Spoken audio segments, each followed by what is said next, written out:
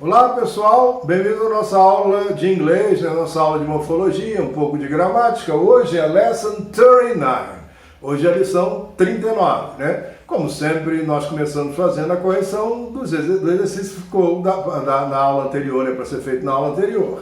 E as palavras que eu deixei, essas quatro aqui, né? Ex-president, acho que ninguém tem dúvida que é o ex-presidente, ex-husband, que é o ex-marido, post-classical, pós-clássico, e o post-revolution, que é o pós-revolução.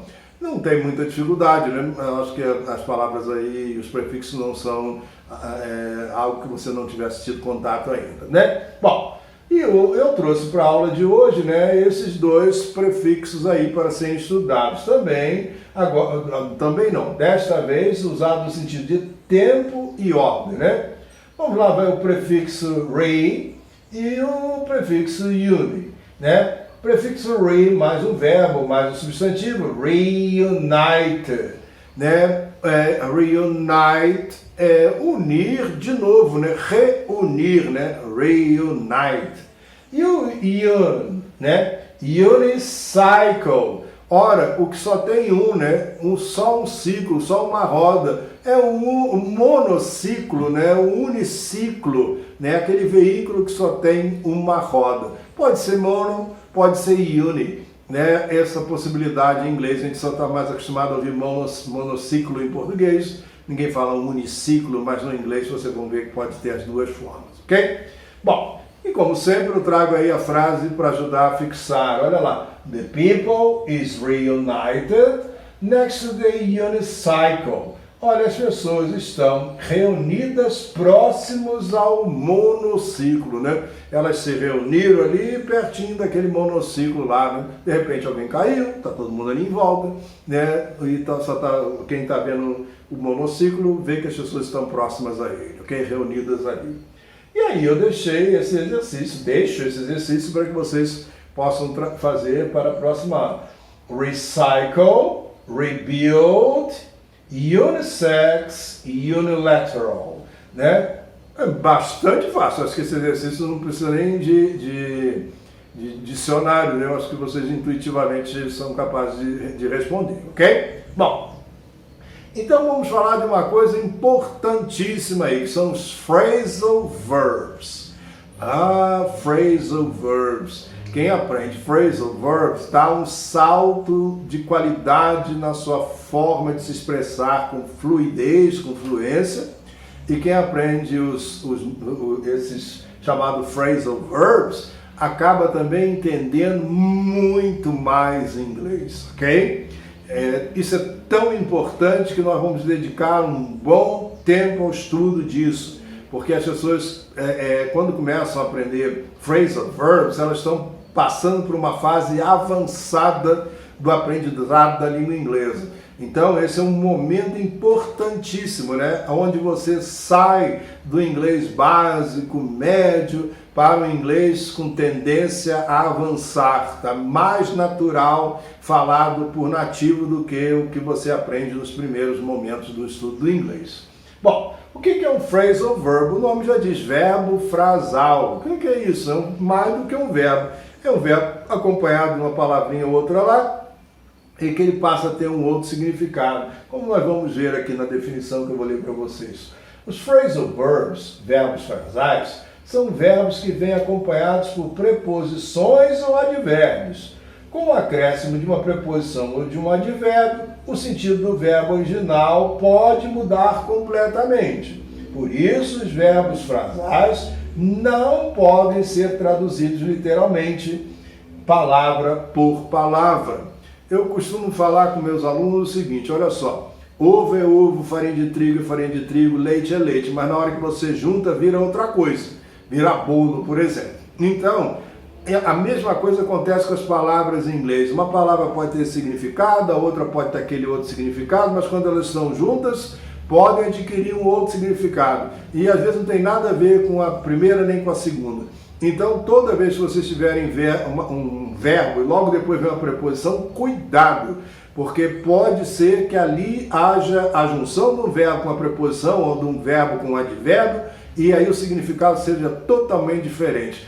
Então, nessas horas que você estiver, por exemplo, fazendo uma tradução, olhe o verbo, vá lá no dicionário e vá lá embaixo no dicionário para ver se aparece lá o verbete dele com a preposição e o significado que adquiriu, ok? Porque é muito complicado traduzir verbo e a preposição separado e dar certo. Vamos ver aqui um caso aqui, né? Veja o caso do verbo to get. Também fala-se get, o americano gosta de falar get também, né?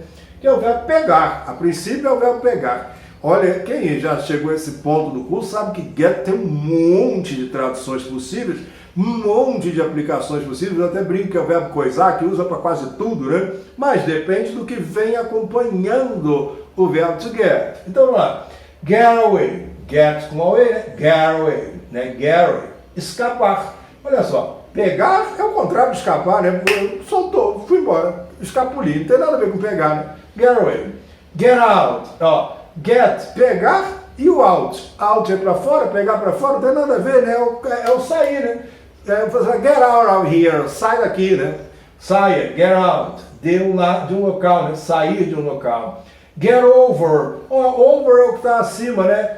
Pegar para cima, ó, superar, ultrapassar, né? Um problema, uma situação que você tenha. Ora, get over, eu passei por aquilo, né? Superei aquela situação, né?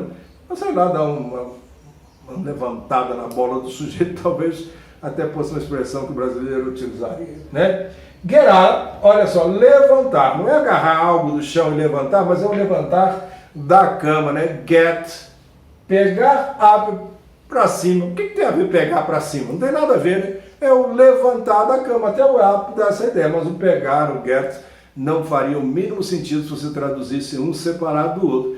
Mas aí, ó, get up, levantar, para quem levanta da cama. E com get vocês vão encontrar um monte de outras expressões, né? Se tiverem curiosidade, vai lá no dicionário e veja junto do get quantas possibilidades há. Às vezes cabe uma folha ou duas do dicionário só de opções que a gente pode fazer de combinações de get com preposições ou advérbios aí, formando outras ideias, outros verbos, ok? Bom, vamos ver aqui na nossa língua se nós temos esse tipo de coisa. Na língua portuguesa também utilizamos alguns verbos frasais e nem percebemos. Olha, o que eu quero dizer com isso? Sabe que os americanos nem percebem que eles fazem verbos frasais? Assim como nós não percebemos que fazemos verbos frasais, já nascemos ouvindo algumas expressões e nunca paramos para pensar que se a gente separar o verbo daquela outra palavra que está acompanhando, não faria sentido a tradução ao pé da letra. Então, verbos frasais são expressões que nós temos na nossa língua e nem percebemos. E o americano também. Você nunca vai ouvir numa escola americana, de repente, o professor falando para o aluno que isso aqui é um verbo frasal. Talvez se você falar isso para o americano, ele nem sabe o que você está dizendo. Por quê? Porque ninguém estuda esse tipo de coisa, a menos que você esteja estudando a língua de outra pessoa, de outro povo, né, de outro país, aí a gente acaba fazendo esse tipo de análise. Olha lá, na língua portuguesa também utilizamos alguns verbos frasais, tais como tomar conta, tomar, ó. O que tomar conta? E conta é outra coisa, olha lá. A gente fala tomar conta, né, cuidar, né, dar conta, cair, ó, levar um tombo, cair fora. Nossa, se você pegasse um dicionário, se você fosse americano e fosse traduzir cair fora, você ia ter a ideia de que o cara levou um tombo do lado de fora, né, caiu lá do lado de fora, né? E não foi embora, né? Cair fora, jogar fora, né? Ter bebê. Olha como é que a pessoa fala, aqui está uma vírgula sobrando aqui. Ter bebê, né? Você possui bebê, a pessoa vai parir, né? Como parir é uma expressão meio estranha, o brasileiro não usa mais isso, até acho que é ofensiva quando não tem nada a ver, né? Aí a pessoa fala, fulana foi ter um bebê. Olha alguns exemplos aí, ó. Quando ela chegou, ele caiu fora. Olha aí, ó. Ela teve bebê ontem.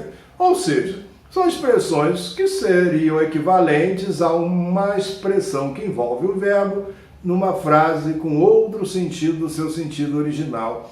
Então, não é privilégio da língua inglesa, e como a gente se acostuma com os cair fora, com os ter bebê, né, com tomar conta na nossa língua, a gente se acostuma também com o inglês. Lógico, é um estudo que tem que ter paciência, né, e bastante exercício, e nós faremos isso com certeza, ok? Então, pessoal, espero que vocês tenham gostado e até a próxima.